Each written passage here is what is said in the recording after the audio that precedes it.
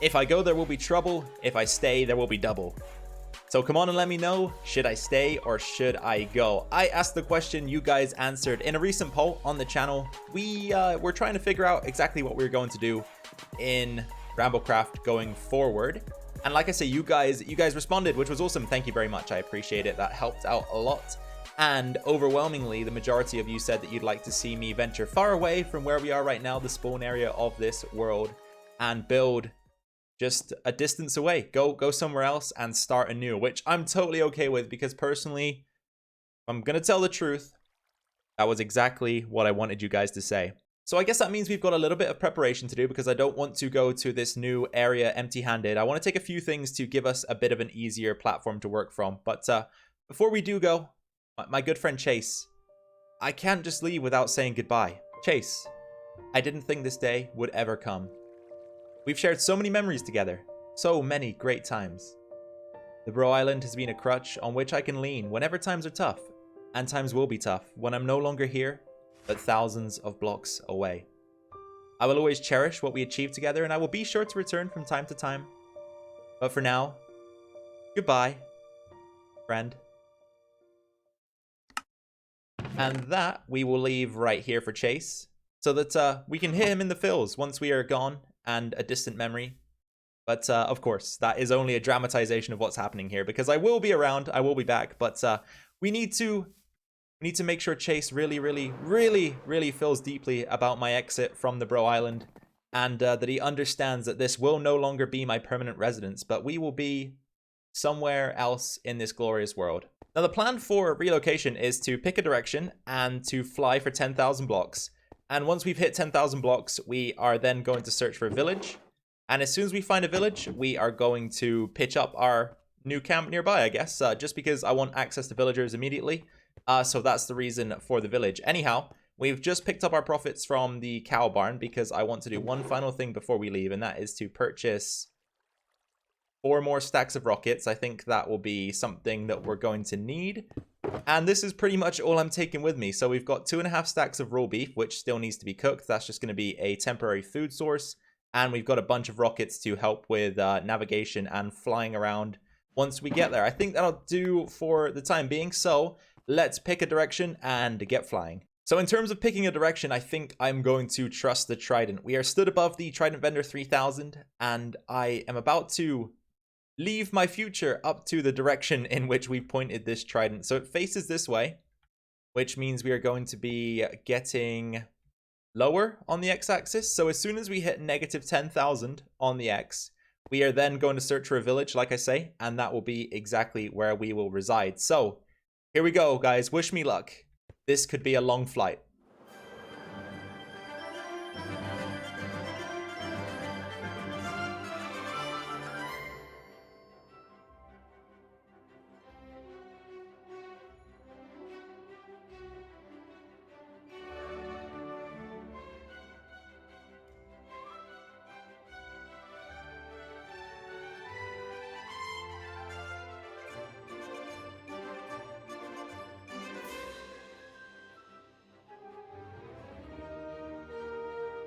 All right, there's that 10,000 block limit on the x-axis. So now time to find ourselves a village.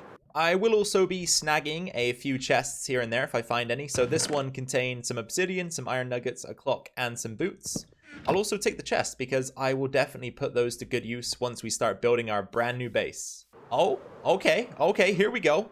Here we go, and yes, this actually might be perfect. So we've got ourselves a nice little tundra village, which the reason why I say this is perfect is because I've never built in this kind of biome before, a snowy biome, so I think that might be a nice change to make for this series. So I think we should probably do our best to protect the villagers and maybe sleep the night away so that they're not in imminent danger. I suppose they could always save themselves, though, by doing exactly the same thing, but they're not the smartest of people. Ah, beautiful sunrise. I cannot wait to make this biome my home and to share some good times with the villagers. I'm sure they'll be good for me, but perhaps not so good for them. But that is besides the point, because I brought you guys back in so that we could check out what is in the blacksmith here. So here we go. Oh, wow, we hit the jackpot. 5 diamonds. I'm genuinely going to say this right now, guys. I think that is the best ever loot I found in a blacksmith. I don't think I've ever found 5 diamonds like that before. That's crazy. We will take the chest also.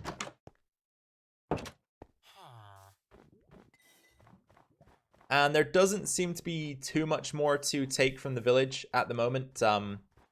You know, with the tools that we've got, we can pretty much gather everything else for ourselves. Pretty straightforward. So, hey, I'm not going to spend too much time looting around here just yet. But something else that I was going to mention after I kill this little dude. Oh, he's scared of the cat. Haha. I can run past you now.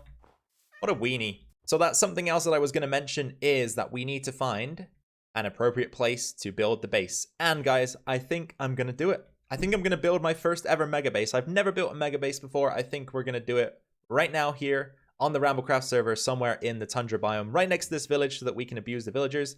And by abuse, of course, I mean trade with them and make sure that they have the money they need to feed their families. But yeah, mega base is going to be, and we're going to build it somewhere around here. So let's find a suitable location. Gaze upon the lands. The lands that will house and home our new mega base. So the village is off in that direction somewhere. It's just out of sight, which is perfect because although I want to use it and use the villagers, I don't really know if I want it to be directly next to where we're going to build, just because villages can... Actually, the tundra villages, I will say, look very nice. They're very beautiful because of the snow, but some of them kind of look a little bit dodgy. So I think it's best if we just keep it out of the picture slightly. Anyway, yeah, this is it.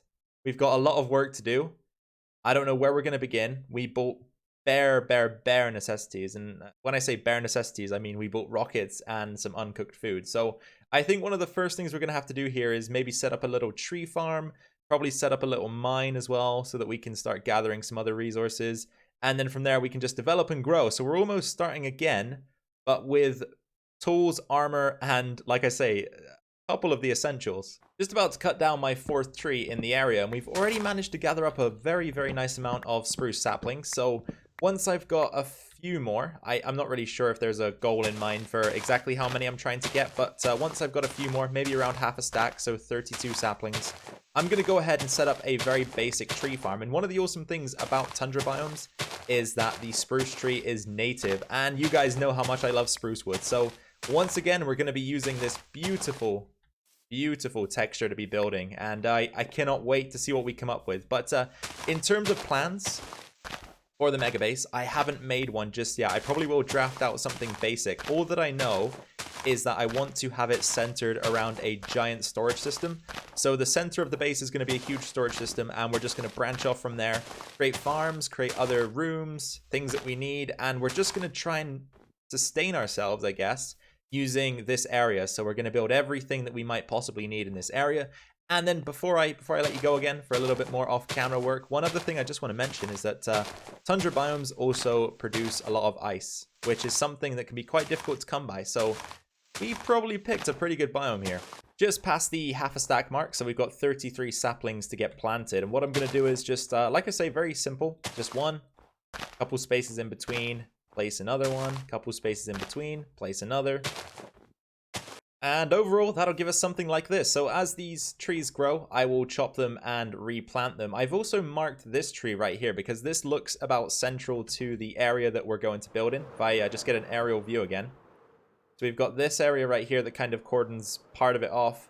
And I would say that on the other side, we've got this little bit. So I would, you know, this tree is not, maybe not exactly in the middle, but somewhere in the middle with a lot of space around it. A lot of relatively flat space, at least. Oh, we've got an igloo over there as well. I should go check that out in just a second. But before I do that, the reason why I marked this tree is because, like I say, we're probably going to build a little mine around here. And the shaft is going to be exactly where the trunk fits. Now, the reason why I wanted to build in or construct the mine in a relatively flat central area was because we're probably going to eventually use the shaft to centralize our storage system that will be the center of the mega base. And the shaft can work as an access point between the upper levels and the lower levels, because I'm sure that as well as building horizontally, we're going to build vertically up and down. So there's going to be multiple floors, multiple levels, and we'll somehow need to get between them. And now for the igloo. And the cool thing about this is I don't have a bed at the moment, so I might just use this as my temporary house. It's got a chest, that's a furnace, Hocus. It's got a furnace, crafting bench, and then at the back here, I think, or somewhere in here, there should be like a trapdoor access system that goes down into the basement, because there is some form of zombie curing that you can do in here. Where is it? Or is this not one of those?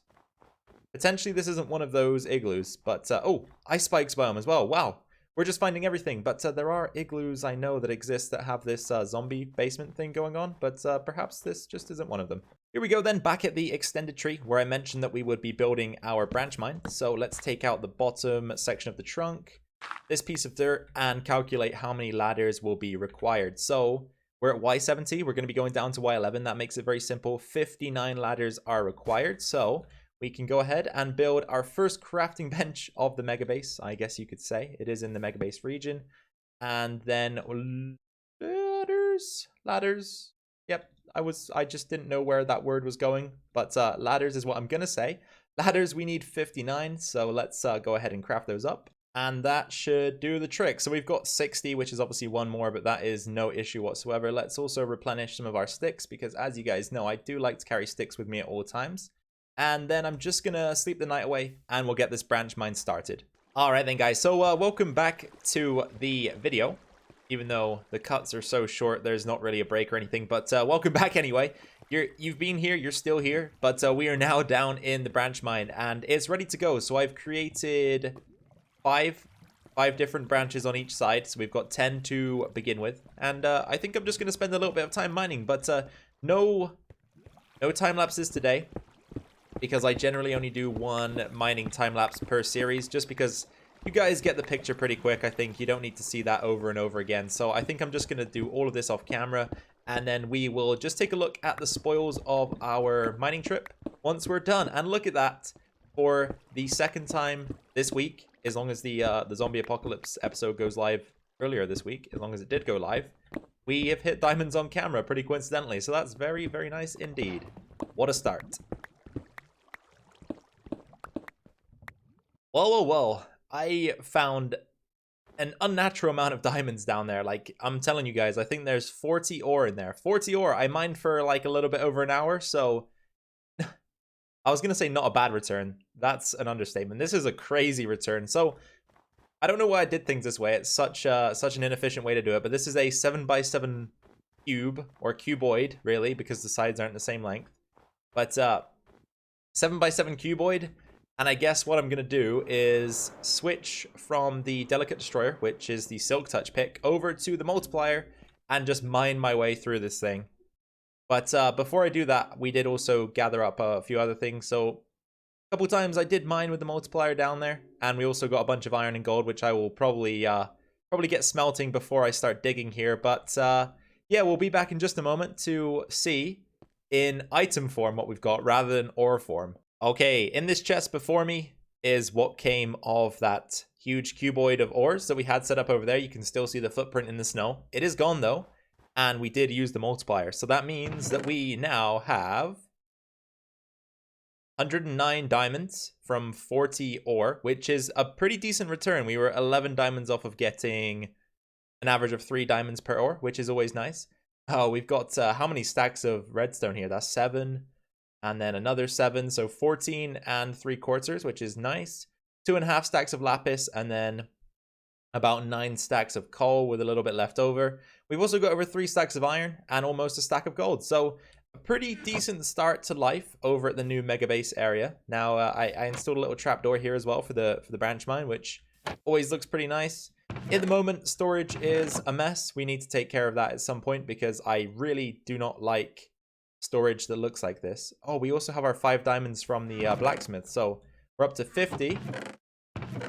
And we also have these nuggets. Oh, server is lagging a little bit, so that's another 5 ingots. And do we have anything else to add to the collection? I guess we could melt these items down at some point, but not right now, but yeah, things are good. The sun is setting again, so we will probably just sleep in a moment to skip the night. And I don't really know where to go from here for today, because I'm kind of figuring that we just wanted to do basic starter stuff and not too much in terms of the base itself. So give me just a second to consider where we take things from here, and we'll jump right into it. I know what I'm going to do. I know what I'm going to do. I went to cut a bit of wood to clear my mind, I guess. It's like I said in the last video, or the last episode of RambleCraft, it's quite relaxing, so you can do a bit of thinking whilst you're doing it. But maybe the final task for today's episode before we finish things up is to get some villagers over here. Now that we've got a bunch of iron and gold, we can craft ourselves some rails, and that's probably the way I'm gonna do it. It might be the easiest way because boats, terrain's a little bit too crazy for boats, I would say. So I think we'd have a bit better luck using rails. So what I'm gonna do is, like I said, I'm just gonna craft a few up here, and we're gonna lay them down and use them to cart a few villagers over here. Well, we're only going to need 2 because once we've got 2, we can start breeding them. But be nice just to have a rail that connects to the village, which is just off in that direction behind the tree farm. Probably going to be, I don't know, a couple hundred blocks, 150 blocks, something like that. But we'll get there. That was quite a pricey little project. So iron is depleted, gold is depleted. We don't have a lot of it left, so we're going to have to do another mining session. Maybe off camera between episodes would be a good shout for that. So we've got this little den set up here. This is where the villagers will end up ultimately. I guess we'll just ride the track the reverse way, just to ensure that it does properly run here. It does go under the tree farm, and by under I mean through, but under one of the trees here. So tree farm's here. Shouldn't be suffocated by the leaves though, because they are a transparent block in the game. And then it continues under another tree right here. But again, same thing, no suffocation for the villagers. They should be okay. And there are a few more twists and turns, basically because the terrain wasn't always in a good position. What was that? That made a strange noise, that rabbit. I haven't played with rabbits too much, don't really know what noises they make, but that sounded very weird. Anyway, like I say, a few twists and turns just to make sure that we are hitting the terrain at a good angle to climb it properly. And then it finishes just here where there's a path that leads into the village. So, like I say, all we need to do is get a villager into the cart, and we should be about good to ship him over to the base. So, okay, villager right here. Let's see if we can give him a little bit of a push. So I had to remove this guy's composter to force him away from his workplace because he just didn't want to leave. But I'm pushing him now, and he's almost in the cart. Just stay with me, dude. You've got a little bit to go. No. Don't run off. Don't run off. Don't run off. Don't run off. Please, please, please. You're so close. This is like the worst part of villager transportation, is getting them into the vehicle. But once they're in the vehicle... No. You don't want to go in there. Once they're in the vehicle... they are not too difficult to get around. So, guy, come on. Finally, there he goes. And number 2, which I currently have caught in that weird boat minecart glitch. And I'm pretty sure using this, unless they've patched it out now, you used to be able to go very, very fast. It seems as though it might be patched out now, though, because not really getting the velocity that you used to. But it works, and this guy is certainly going to end up where he needs to be. Sweet. So, with both of our dudes in there, trapped in the boat at the moment, but that is okay. With both of them in there, we will begin to build a little bit of an expanded area so that we can get breeding. Because, of course, we do want more than 2 villagers. We're going to want many, many villagers to trade with around here so that we can... Well, the goal is that I'm going to be trading with the villagers for a lot of the resources that I'm going to use around here. I think that's where I'm headed with this. So... that's essentially the reason why we're doing it this way. So I think using fences as opposed to glass, because I don't really have any sand at the moment, we can create a little compound for them to live in so that we can actually see inside and see what's going on. But we're also going to need beds, so we need to figure out some form of wool farm, I'd imagine, which is going to involve sheep. And I can't really recall seeing any sheep around here, so that might be a slight problem. Yep, that ought to do the trick. That ought to do the trick. So let's try and free them from the boat without damaging them. Oh boy, look at this guy. This isn't good. Maybe if I can get him in there. Okay, seems to be okay, which is nice. Take back our activator rail. And I think that I'm right in saying that mobs cannot detect this as a block that is walkable. Whereas a player can jump onto it. I don't believe mobs can climb over this. So they should be safe in there with the 2 high fence. But in order to breed, they are going to need beds, and more beds than required, so more than 2. And they're going to need some food. So we should probably head back to the village, grab some wheat so that we can make some bread or whatever they've got growing there. And I'm also just going to take a quick flight around the area, see if we can find any sheep to shear. But in order to make that reality, we're going to have to quickly craft up a pair of these guys. So let's make those. I've been chilling by the village for a little bit just because there are 2 sheep here. And you guys, you played Minecraft, you know that the sheep kind of eat pretty frequently. So it's not too difficult to keep grabbing the wool over and over again. And I know that this end part of the episode is becoming a little bit of a mishmash of things, but I think we're together on camera going to explore that little wreckage. I haven't done that in a while. And then I've got one oak tree here and one oak tree there. I want to get some saplings because eventually we're going to want apples so that we can cure the villagers in order to get better prices. So the only way really to do that consistently is with oak trees. So we are going to grab a few of those. Anyway, let's see what we've got in store today. So 9 emeralds, that's nice because we're going to be doing some trading soon. Bunch of lapis, gold, and iron. I will take all of that. Good stuff. I may even do the treasure map as well if we find one here. I haven't done one of those in a while either. So, super lag, some books. Nice, books are useful. Paper is also useful. And there's the treasure map. There may be one more. There may be one more chest on this boat. And it's right here. Awesome. So, potatoes are useful because we're going to have to build our own farm, I would imagine, to feed the villagers. Some suspicious stew, some rotten flesh. And, of course, another chest for the collection. Now for the oak tree. So just looking for saplings here, pretty much. Not too fussed about the wood. Okay, here we go. So the treasure should be beneath us. But before we dig it up, I'm going to show you guys a little trick. So whenever you find the X on the map, it can sometimes be difficult to pinpoint the exact block that it is referring to. But here is a guaranteed way to find it every single time. So you'll want to pull up your F3 debug screen. And check where my cursor is right now. See where it says chunk? You always want to be on 9, 9. So the 9, then any number, that's fine, and then 9. That is the guaranteed way to find it every single time. So now that I've showed you that, let's dig down. I don't want the snowball though. And there it is. Boom. So it spawns in the same chunk coordinates, not chunk coordinates. Chunk coordinates every single time. That's the guaranteed way. And here we go. So a nice bit of iron, some cod, no diamond, unfortunately. Not that diamond's all that useful to us in a crafting sense at the moment. We'll take the Heart of the Sea as well. It's always nice. You never know when we might need that. And then we can just do something like that to cover up the mess that we made. But there you go. There is our first buried treasure in our new Megabase area. Now, what have we got for wool? Wool, we've actually got enough. So let's head back to the villager breeder and make sure those guys are going to make some babies. All right then, guys. That is going to be all for this episode of RambleCraft, episode 23. Hope you enjoyed it. But before we do wrap things up formally, I did do a couple things off camera real quick. So 4 beds in here now, which means we have space for 2 more villagers, which we will get these guys to breed. And just out of curiosity, what trade does this guy have? Lure 3, that's terrible. Anyhow, we've also got a little farm going here, but nothing's grown just yet. I wouldn't imagine these are perfect conditions for a farm, but Minecraft doesn't operate in that way. The crops in Minecraft, I think they're Russian because they just grow in any condition, any temperature. They don't care. They don't care at all. So eventually we will have the equipment required to breed them, but that will be something we'll probably look into next episode. So that means all there is to do is say goodbye and thank you for joining me today. Please drop a like if you enjoyed the video.